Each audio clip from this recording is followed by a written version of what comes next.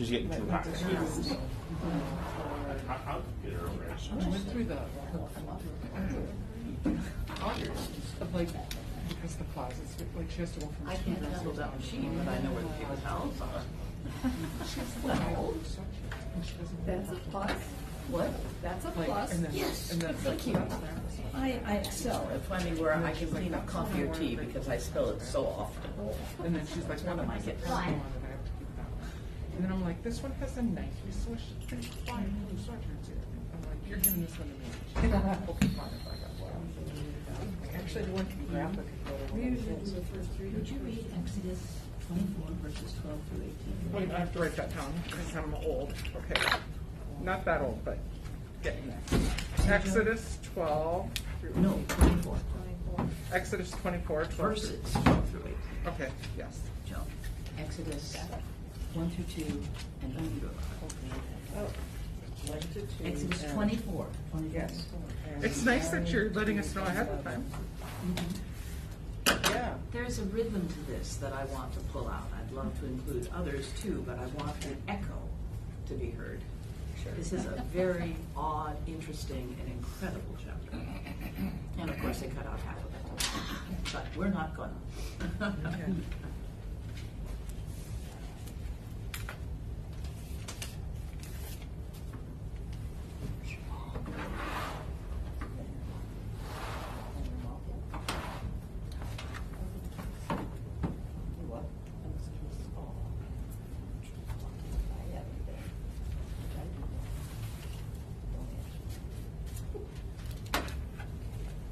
Oh, I just read something about this morning in my meditation.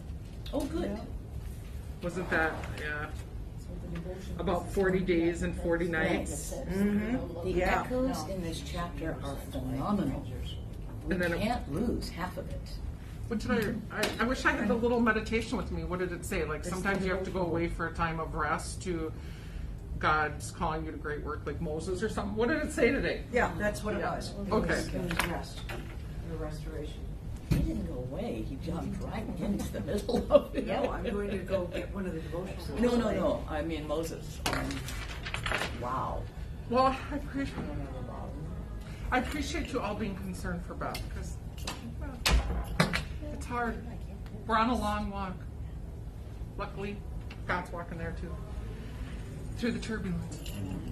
It was hard to get a hold of the last time It's already after 10. Yeah, and calling. yep. I did get a hold of her every day, but sometimes not, one day not until like 10:30. Yes. I was at bowling. You were at bowling? Yeah, well, I had to keep trying to get a Oh, hold of her. you're so sweet. Dave always says, if someone can't get a hold of her in the morning, call around 10 because you know she's not leaving her apartment until she watches The Price is Right. Oh, nice. I'm like, Dave. She had just gotten up that day. She said, I haven't even gotten my coffee yet. Yeah, I know. He's like, she is necking out of her nightie till she's thinking. Yeah. She's supposed to leave me all her night Coffee calls. on Ash Wednesday. Oh, look at your beautiful cup. Thank you.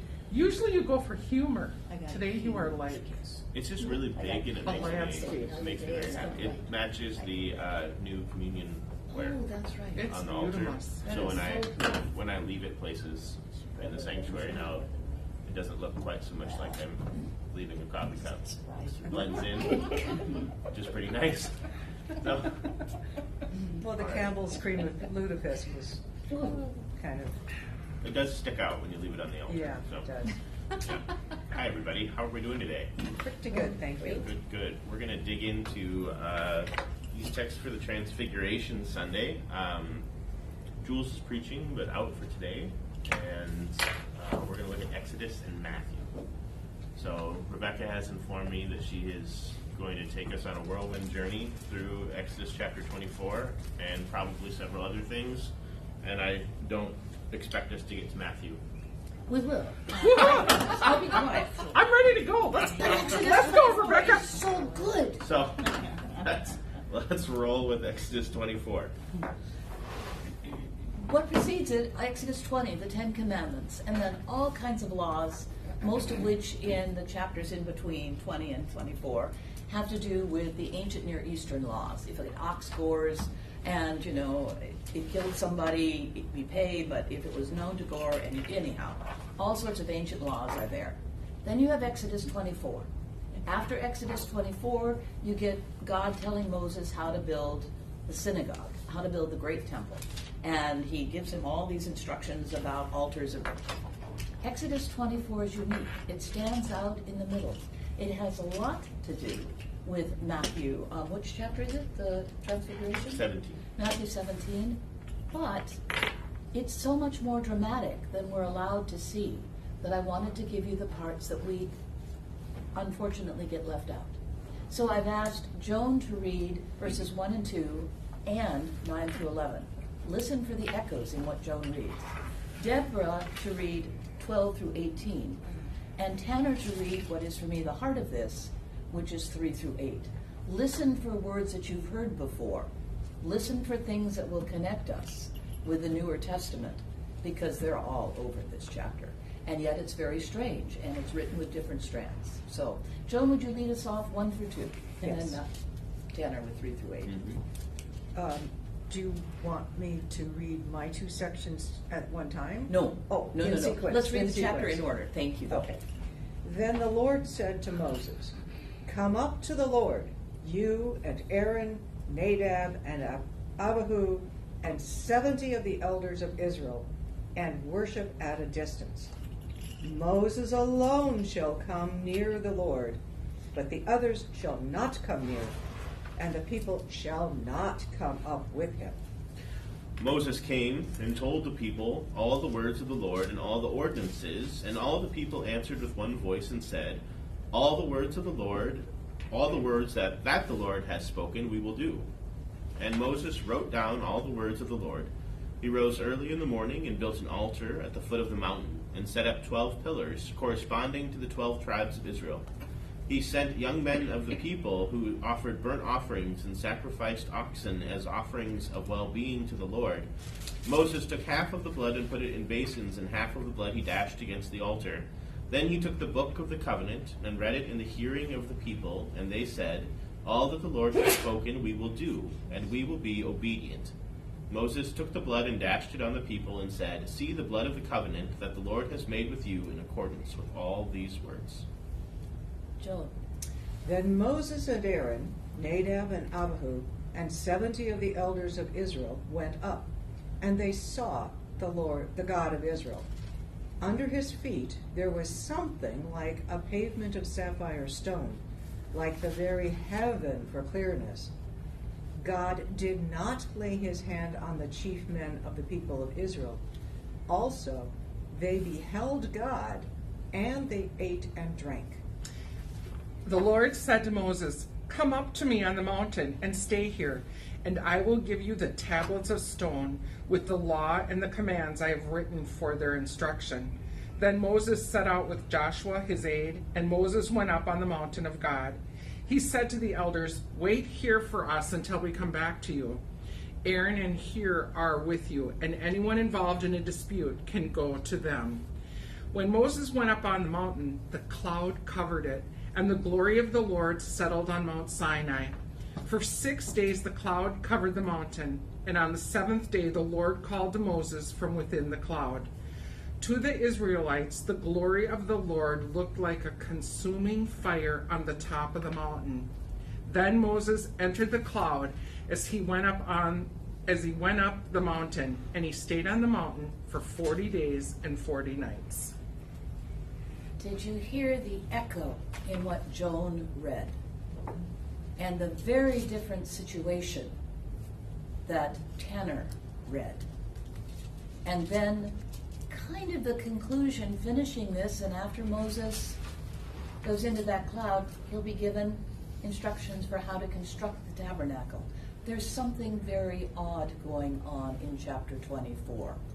It's a break in the law and the commandments and the instructions on what to do. Did anything sound familiar? The 40 days and 40 nights 40 sounds days like and Noah. 40 nights, When absolutely. Jesus went in the desert. That will come up many times. Thank you, absolutely. And is 40 sort of a generic term for a really long time. A really long time and a complete time, a very specific time, a time for a certain purpose. Oh, yes, it is. 7, 40, 70, these are formulaic numbers, if you will. But yes, a completion of a particular task. I feel like I feel sort of a little familiar with this, but as I'm read it today, I totally had not been thinking that first he was hanging out in the cloud for 6 days or whatever. Right. And then on the seventh day the Lord called to him. I feel like that's not part of my understanding of the. And good for you, because what you've got here are at least 2 different sets of editors, written probably 500 years or so apart. And do we know this? No, we don't. But long ago, when people first started reading the Bible, and with real clear intention, how we read the Bible has changed dramatically over the centuries. I mean, everything was analogous to something else in the beginning. But people with a close understanding were reading this thing and they thought, if Moses read the first 5 books, and it says he did, well, it kind of leans in that direction. How then did Moses write about his own death?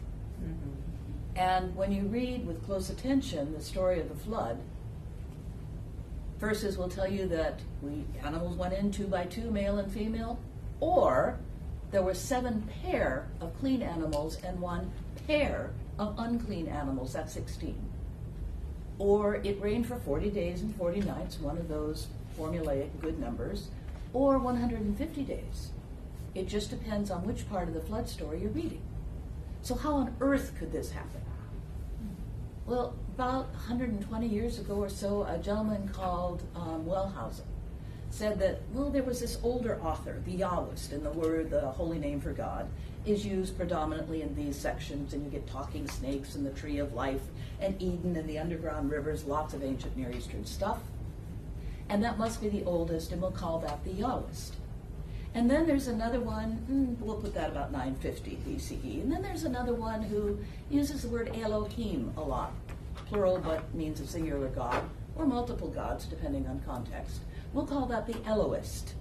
Around the 800s or so, Israel's powerful time. And then someone noticed that Deuteronomy has a particular set of phrases that recur in Joshua and Judges and Samuel and King. The Deuteronomist is clear. I brought you out of the land of Egypt, out of slavery with a mighty arm and a strong hand. Many things recur. The Deuteronomist has a way of speaking. Time of good King Josiah, time of the exiles, 700s, 600s. And then there's a more clear, more formulaic, probably later written, the priestly documents. If you read Genesis 1, that's put in the priestly era. Very clear, very concise. The creation of humanity is at the end of creation. And then there's the older talking snakes one. And that has the creation of the Adam at the very beginning. We don't have time to go into all of that, but they're written very differently. So how do you do that? Well, J, old, and then J and E kind of came together because you couldn't really separate the Yahwist and the Elohist. And then the priestly that was supposed to be the newest, looks like they formulated some of the older stuff. Depends on which commentator you read. And so the Deuteronomist is the clearest of all of them.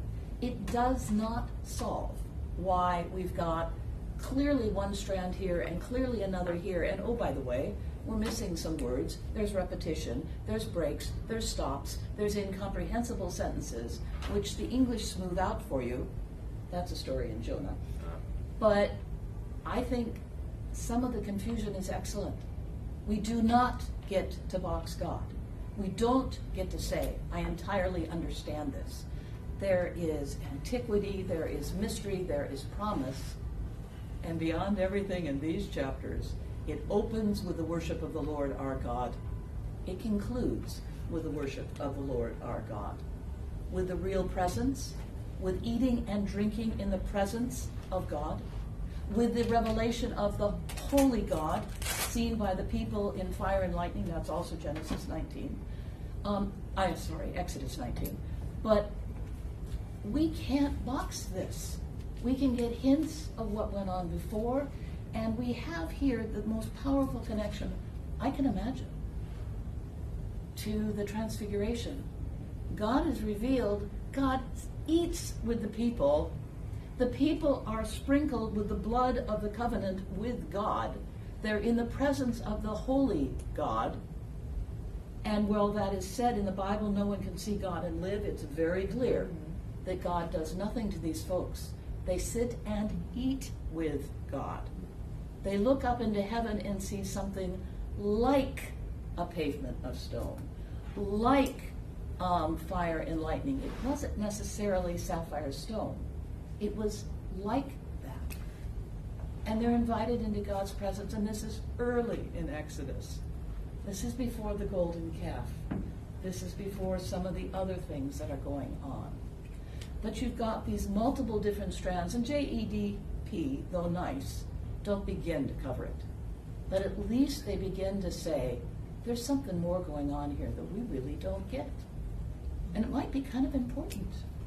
I mean, there are glimpses of ancient Hebrew reaching back, before we can calculate time. Modern scholars will put the final editing somewhere around in the 400s. Interestingly, the Jews have had an ancient tradition of the Great Synagogue or the Great Assembly, where the bits and pieces of the Holy Bible were put together somewhere in the 400s. Is that 400 BC or Yeah, AD? BCE. Thank you, Deborah. Okay. All of this is before. We don't know. We weren't there. But as you read with a close reading, it's clearest, I think, in the flood story, but it's pretty clear here that there are different hands of editors, and that does not change the fact that this is the word of the Holy God. I come from a church where Moses wrote the first 5 books of the Bible. Did Moses have a hand in them? Certainly. At least I think so. But certainly not the final editors. There's too many different strands and different ways of writing. Kind of like if you see someone, who's recently from England and they speak with very proper Queen's English, now King's English, or if you get an American from the South who has some of the same characteristics and drawl, but may speak very differently, or one of us. We just don't say things the same way. And Now, sorry, Rebecca. I was just going to say one of the things, though, is that all these editors would have been well-educated men, probably older guys to get that educated, right? So it wasn't like someone was a 22-year-old mother. Like we can assume that all the editors were older educated guys? Okay. No, not at all. Okay, well, there we go. But thank you. No, and that's what makes some of this so intriguing. Okay. Because some of them wrote, some of them had people who wrote for them. Our problem, Deborah, is we can't go back and know. Certainly, things were edited. In Jeremiah, it talks about Jeremiah being before the king, and the king didn't like his words of open up and let the Babylonians in. So the king burned the scroll. So then Jeremiah had his amanuensis, his secretary, rewrite it, Okay. and he added things. Jeremiah 34th chapter in there. But we know these were edited. So who knows quite what the original space was. That's why it's so much fun when we can find almost incomprehensible sections. The beginning of Jonah 4 is my favorite section, where the Hebrew makes no sense at all, and yet we smooth it out that Jonah was very The English translations work to make it comprehensible to us, and most of it is. Most of it is.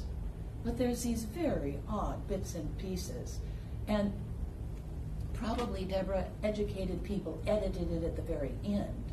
But almost definitely many of the original writers weren't your classic editor people. Okay. But it got edited. So it's hard to know. And not all of it makes sense. There's words we don't get. The finding of the Dead Sea Scrolls was a phenomenal thing. You'll see in little footnotes, Q something, meaning we didn't know. But we've got this in the Q is Qumran, Dead Sea Scrolls. And they found, particularly Samuel's, a mess. And so they found different pieces that fit missing words, sentences stop, why Saul had to go and protect the people in the northern kingdoms. The Dead Sea Scrolls knew, but we didn't have that before.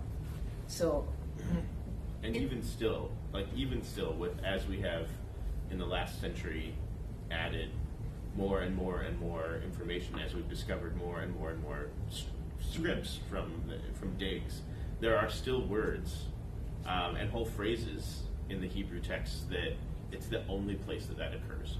Yes. And we don't really know, and so we're following the context to translate something that doesn't exist anywhere else. You know, like if you get a word and it shows up 300 times throughout the scriptures, it's pretty easy to say, okay, contextually, yes, this is what this is. But it shows up once, and you don't have, and it was written down 2,000 years ago, and then that was it. Then we lose the historical context to it and that connection, then it becomes it's just fun. It's interesting to look at it, and it becomes no less the Word of God, but definitely limited by our understandings of things. And you're giving me these weird, awful flashbacks to my Hebrew class of having to look through some of these texts and pick out like the priestly source. And some of them we would take colored pencils and we would underline which one came from who, and you would look at a page, a chapter, and it would just be one line, and then the next line, it's not like this is nicely broken up, right?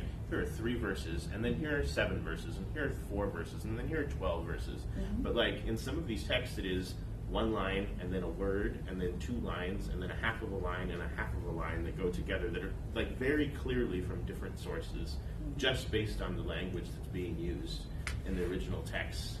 That they just got edited together because it's a story that flowed and made sense, and in an oral tradition, as you share these texts and these stories back and forth with one another, your grandma might say something and your grandma might say something, and you put them together and they're like, yeah, well, we like both grandmas, so we put them back, we make them fit, right? You know, and then it works. And unless you're paying attention, you don't notice. No, you don't, and then you start, the flood story without noticing the 2 by 2 and the 7 pairs of clean and the 1 pair of unclean.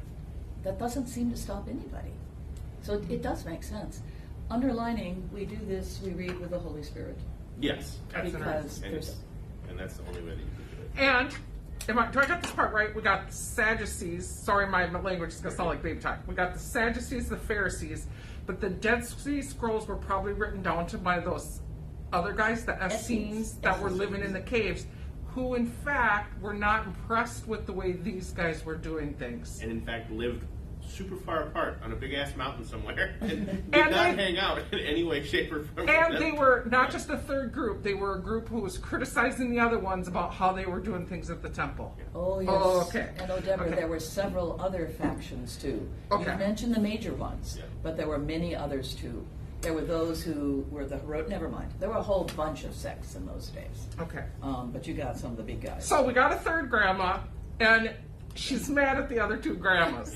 Okay. Yeah, you're right. It's a good time. And maybe some other aunties sitting around the table. Absolutely, just adding in their edits when grandma's not looking. Yep. Right. Okay. And that's the wonderful thing about looking at these texts and studying them. I mean, but then the thing is that in different cultures, modern cultures, we have picked out our favorite versions too, Thank you. right? So like, how did you learn that David killed Goliath? Children's literature. Yeah, well, how did he do it? Oh. A slingshot. A slingshot, right? Yep. A slingshot. And also, 14 verses later, David kills Goliath by cutting off his head with a sword. I thought he cut it off after he Depends on which version you read. It depends on which one version says that he was dead from the slingshot, and then a chapter and a half later it says that he had fallen to the ground and then was killed when David slew him with his sword. Right, and both of them speak of him killing him. Right, like the end of the day, he killed the guy. Yeah. But but we have decided that in Sunday school, it's significantly better to teach kids that he chucked a rock at him than it is that he cut his head off with a sword, right? Which is fine, but like it's there, it's still there. And so then when you start reading it a little bit further in there, because we pick out these stories that we like, and then when we start adding in the chapters around it, all of a sudden you're like, well, that's not right. Where did that come from? Good time. And it depends, like you said, on who reads it and who's doing the translating and what you kind of focus on. But there's lots of echoing words here. The blood of the new covenant. Mm-hmm. Got that? Yeah. Might that have anything to do with what happened on the Mount of Transfiguration? God talking with the people. this is a mutuality. This is not coming down, but God says, this is how you will live. And the people say, gosh, we'll do what you do. God is separating the people out for their vocation. This is a holy people of God. And God is where they're eating and drinking in the very presence of God, which just a few sentences later is going to look like fire and lightning on the mountain. And also that the blood was not just used to sprinkle the people, but also on the altar, right? To set Symbolizing aside life. to set aside the sacred spaces, not just the sacred people, but and we do the same thing, right? Now, do we throw blood on each other anymore? No. But what's the symbol of our covenant with God? There you go. We use baptism as our symbol of the covenant, right? And so we, I mean, not necessarily in this congregation a lot, but we have, I think, used the palm branches and we splurge on people, yes. right? You know, if you've been in a service where you get, you know, all of a sudden your glasses are full of water because some guy in a robe is throwing water on people, right? But that's a symbol, right? The symbol of being part of the covenant with God. And we do the same thing when we, in higher church traditions, when they would bless an altar or bless a new communion set or bless the organ or whatever, they would take the baptismal water and they would sprinkle that, right? Because it becomes part of the sacred, part of the set aside space. In New Jersey, we bless the candles. Bless the candles. Yes. We would bless we say a prayer over our palms. Yep.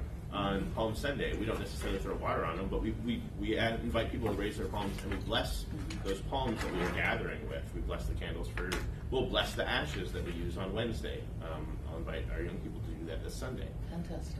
It's just these sorts of traditions get pulled forward. They don't just rest here in this historical place. They're things that we continue to do. In a probably somewhat modified way, thanks be to God. Thank you. Yes, please. It's hard to get blood out of a white robe. Two other sentences. One, notice the depth and the richness when we put all of this together. And contextually, it's separated very clearly. And two, Terence Fretheim, wonderful professor from Luther Seminary, wrote, worship grounds the ins and outs of daily life in God. Obedience to the task set for the people is in need of the sustenance provided by the ongoing experience of the promised presence of God in worship.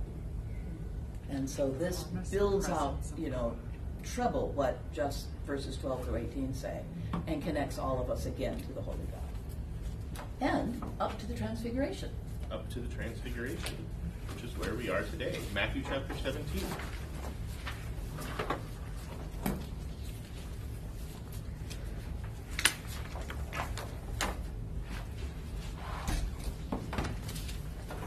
Matthew chapter 17, verses 1 through 9, and I'll read that for us today. 6 days later, Jesus took with him Peter and James and his brother John and led them to a high mountain by themselves, and he was transfigured before them, and his face shone like the sun, and his clothes became dazzling white. Suddenly there appeared to them Moses and Elijah talking with him. Then Peter said to Jesus, Lord, it is good for us to be here. If you wish, I will make 3 dwellings here, one for you, one for Moses, and one for Elijah. And while he was still speaking, suddenly a bright cloud overshadowed them, and from the cloud a voice said, This is my son, the beloved. With him I am well pleased. Listen to him. When the disciples heard this, they fell to the ground and were overcome by fear. But Jesus came and touched them, saying, Get up, and do not be afraid. And when they looked up, they saw no one except Jesus himself alone. And as they were coming down the mountain, Jesus ordered them, Tell no one about the vision until after the Son of Man has been raised from the dead. The word of the Lord. Thanks be to God. All those times he's saying, my face is set to Jerusalem, and they keep saying, where are you going and how can we follow? And he has already said, raised from the dead. Yeah. Mm-hmm. But they couldn't hear it. It Over made and no over and over again. sense. Made no I sense. mean- Yeah. Yep.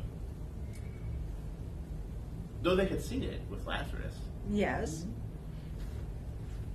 but it's And one heard. thing to and heard it. Two episodes in the Old Testament talk about being raised from the dead. Absolutely. Yeah. It's starting to come together, right? So the Transfiguration Sunday has been around since like 400 Common Era CE in our churches, but it's been celebrated by most of the Eastern churches, the Orthodox churches. It's usually in August. We celebrate it here and now as this great transition time, right, between Christmas and Epiphany and Lent, because textually it fits very nicely with what's going on, right? He's turned his face toward Jerusalem, and here we are. So, what are some bits and pieces that stick out to you? The thing is, I've just been walking through the cloud with Moses. Yes, the cloud with Moses, right? Here we go with We get Moses. another cloud with Moses. Absolutely. I've said this before, but when I tried to visualize it to make artwork about it, I always want to know how Peter, James, and John knew that was Moses and Elijah, because they don't have any pictures. And I always, like, if Moses stand there with the tablets, like, it's easy, like, oh, that's Moses. But otherwise, how did they know who it was? Yeah. That's one of my questions. I know they're waiting for Elijah to show back up, right? So, Yeah, so that's helpful. Yeah. There's some hopeful stuff in that. or I'd be Yeah. like, hey, that's Moses. Who's the other guy? You know, Yeah. I don't know. Maybe he So, had his mantle on. I don't know. Yeah. So I'm curious about that. Yeah. I don't know. Well, we don't know. I suppose if Moses and Elijah showed up in front of you, you would theoretically just kind of know. Would you know? I don't Yeah. know. Maybe the Holy Spirit would tell you. There was a knowing, but how that was. Maybe they were wearing name tags. There aren't enough name tags. Super helpful. That would be super helpful all the way around. Then in some artwork, I feel like in some artwork, Moses is like kind of normal size with glowing clothes, but he's down on the ground. And then on some artworks, they do like Jesus is really huge up in the cloud. That's the other thing I try to like figure And out. Moses and Elijah are kind of secondary on the Yeah. sides, and then there's some tiny dark figures down below that are Yes. the three So disciples I just hanging feel out. like Yeah. when I try to imagine this. Yeah. I think it's interesting to think about how that would have presented too. Yeah. Enough to make these guys feel scared, maybe. Well, yeah. To be fair, when the dead start rising, it's a frightening sort of thing. You're on a hill, everybody's face is shining, it's a little cloudy, it's, a little nerve-wracking all the way around. What you imagining, Sandy? I see you smiling.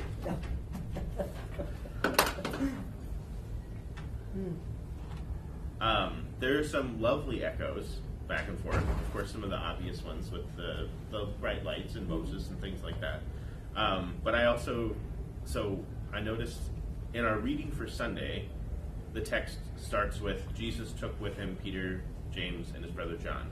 But the actual text in your Bible says 6 days later, Jesus took with him Peter, James, and his brother John. And that 6 days later being left off, I think is super annoying, because it's actually like a really big connection back and forth between these two texts, because we just read that Moses sat up there on top of the mountain in that cloud for 6 days. Wow. And then on the seventh day, which, as we just talked about, is a day of completion, a number of completion, just like 40, right? Is when he encountered God.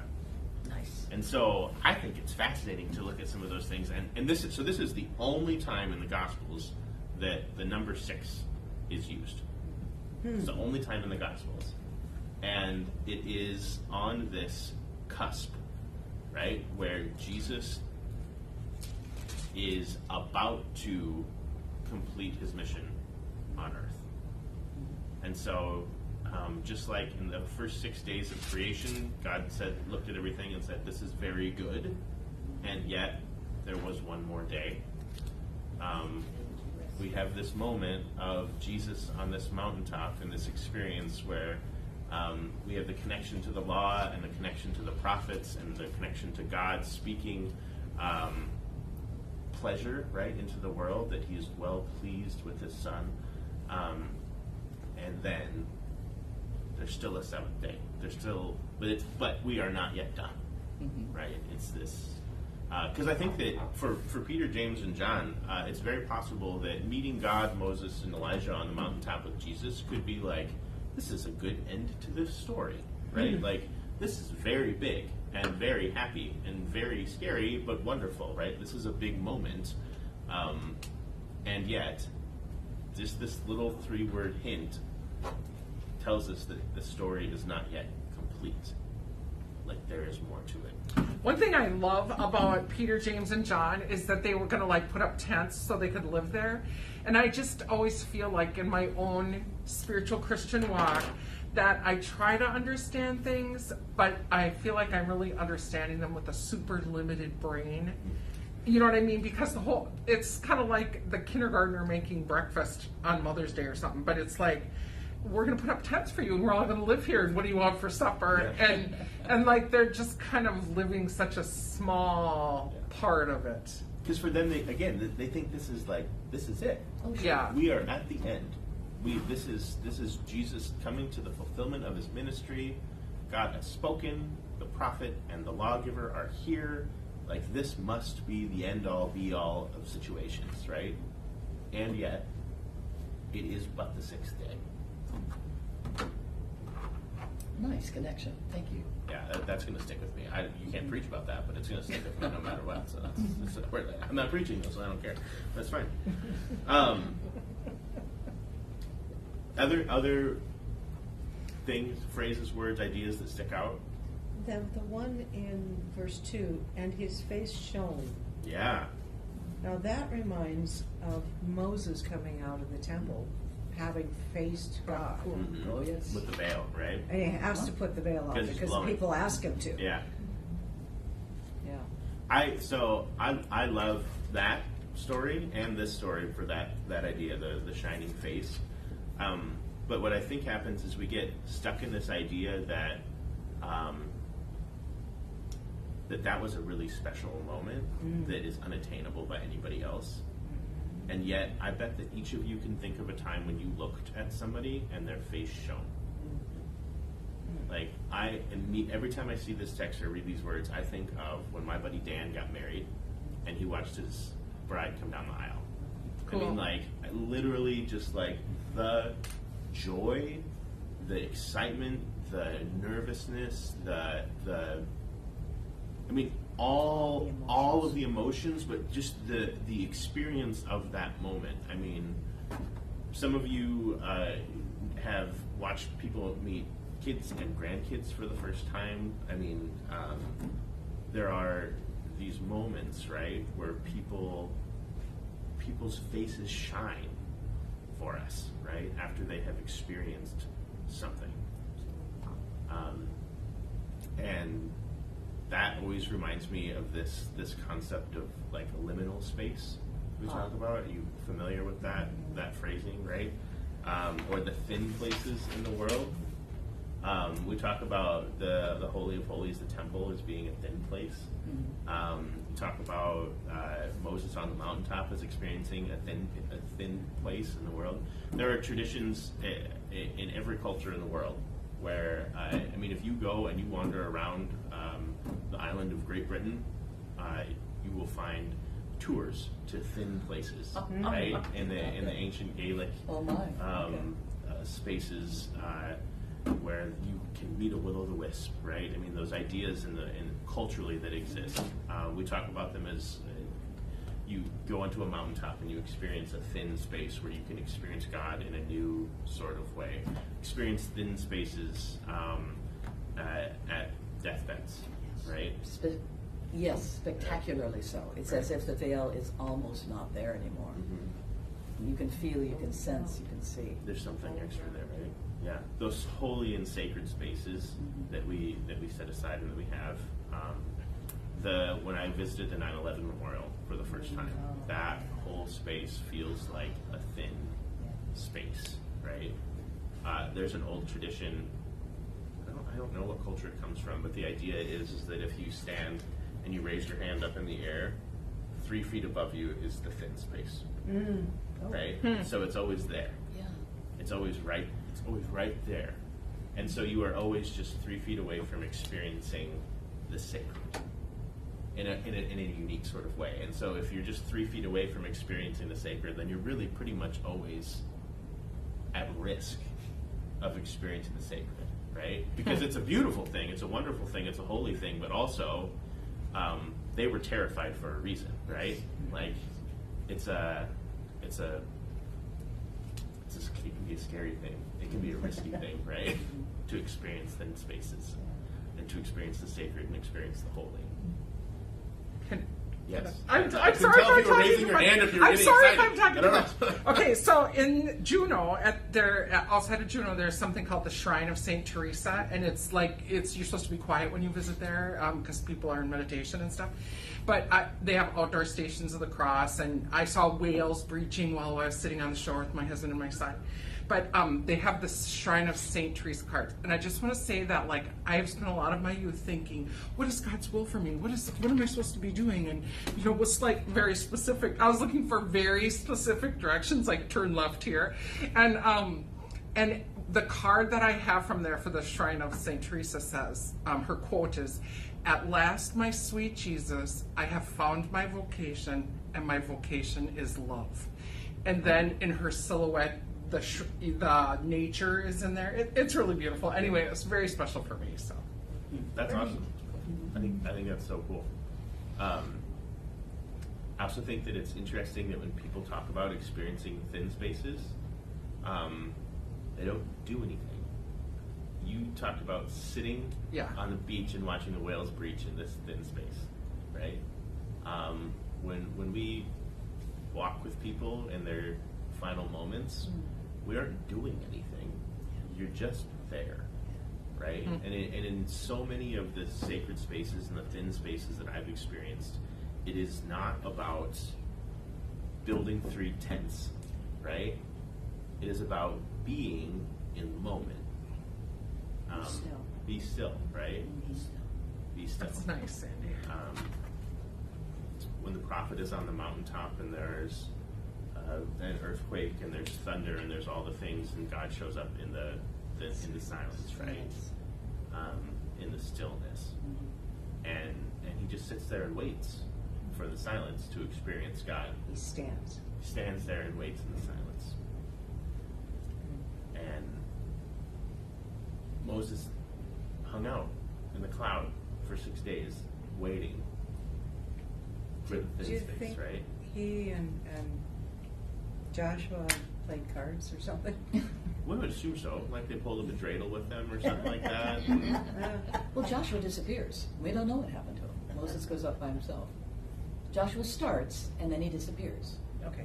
But that's fine. But he We may have don't been know. left down at that top camp. And We're not told. He wasn't up there with Moses, but he wasn't down with the other guys, so no Yeah. idea. It's just one of those. He got tired. It's a big mountain. There's this great rock. There was a lot of mountains, and there's a lot of climbing. They've been walking around for a while already. And in the spot you described with the fire and the lightning and the earthquakes and the storm, that still small voice or the sound of active silence, those are 2 more words we can't translate. Yeah. Nobody agrees on how to translate those things. We don't know. One more time. We have to solve it in our own minds to hang on, but we don't know, Yeah. which I particularly love. And all of them are beautiful in their own way. Yes. In the sound of a gentle wind, and the sheer silence, each of the translations that has come out of that is beautiful in its own way, and I think meaningful for people in different ways, Right. which is the beauty of it too. Oh yeah. So,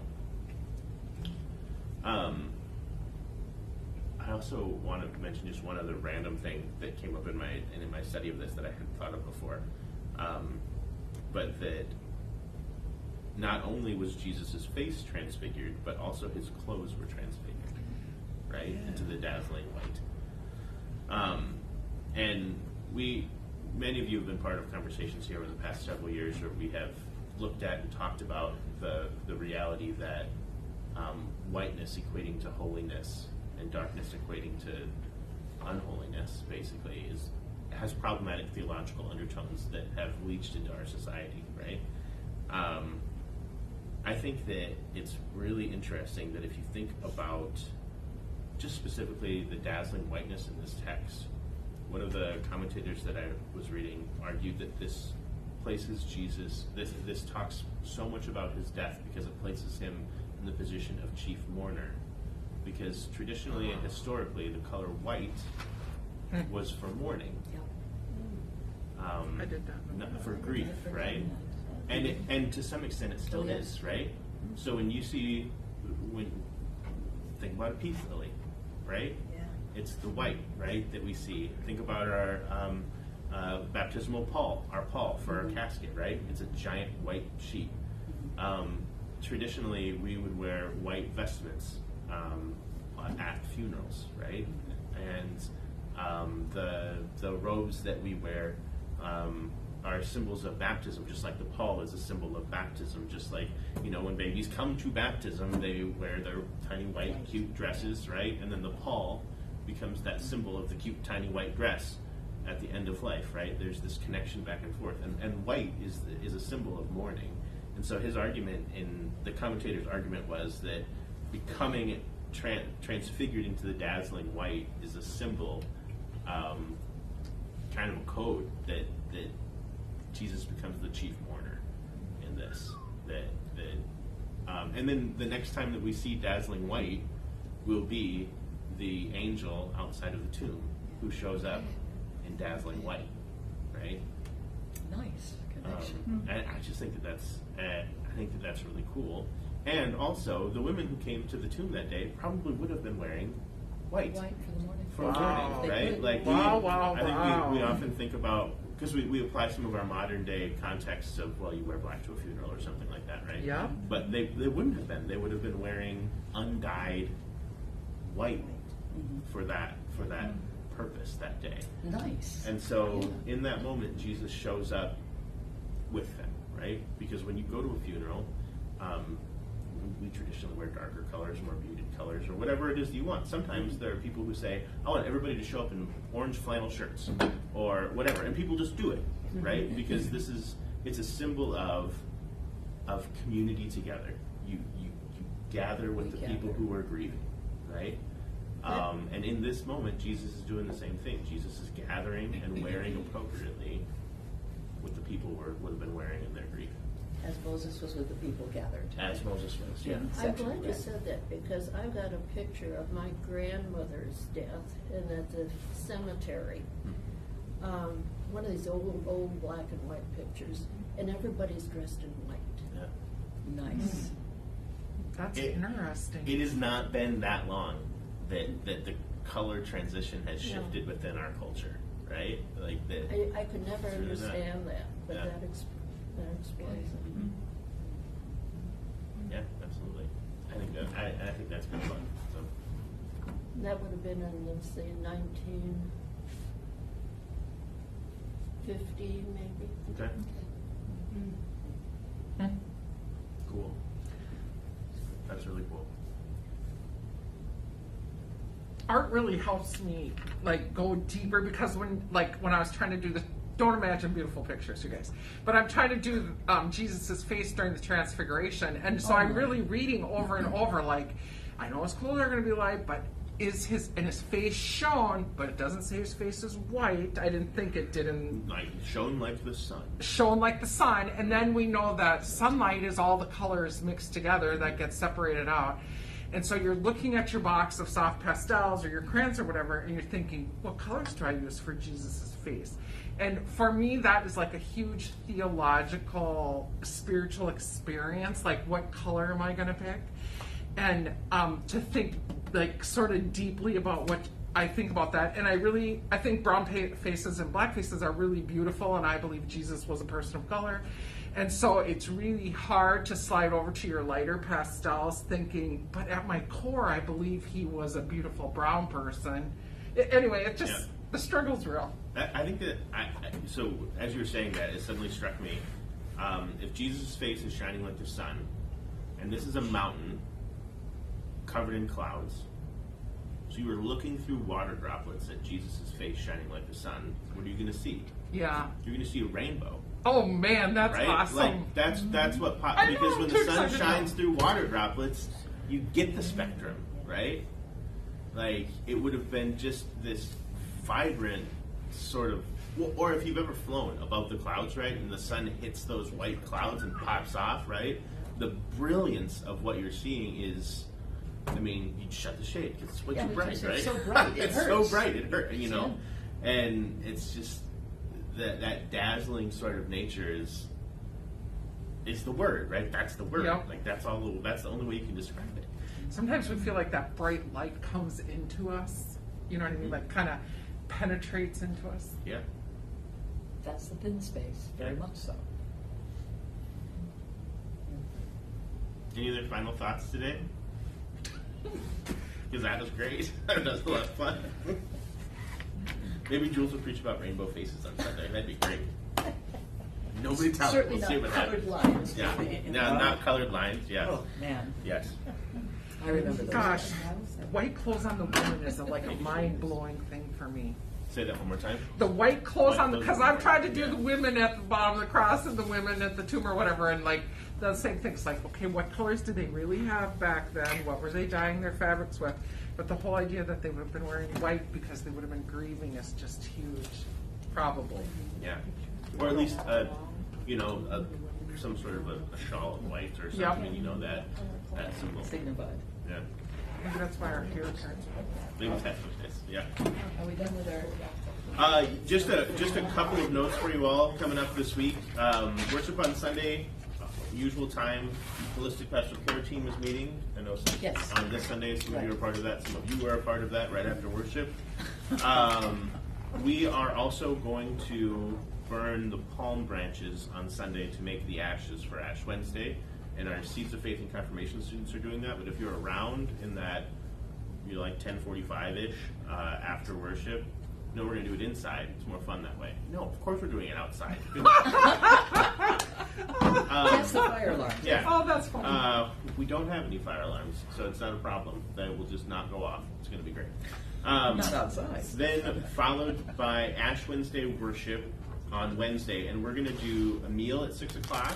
We're going to do soup and bread and lovely things like that, And then coffee. worship at 6:30 right after that, and that will be our pattern all the way through Lent. Is 6 o'clock meal, 6:30 worship, all the way through Lent, and then Monday, Thursday, and Good Friday we'll do 6:30 worship those nights as well.